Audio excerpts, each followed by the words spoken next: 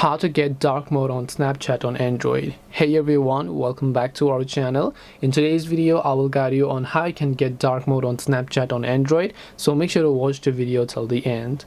If you want to get dark mode on Snapchat app on Android, go ahead and first of all make sure to launch the Snapchat application here. Once you launch the Snapchat app, make sure to tap the profile icon from the top left. Now remember that this is a new feature, so you also want to make sure that your Snapchat app is updated to the latest version, and then tap the gear icon located at the top right hand side. As you tap on the gear icon located at the top right, scroll down. Here you'll find the option called app appearance.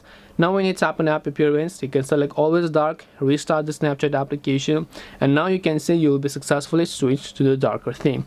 If you want to switch it back, come back to that similar tab and select the always light option. This way you'll be able to get dark mode on Snapchat app on Android. Hope this video was very helpful. If you have got any more questions, then feel free to also leave them down below. Thank you for watching till the end, and see you soon in the next video.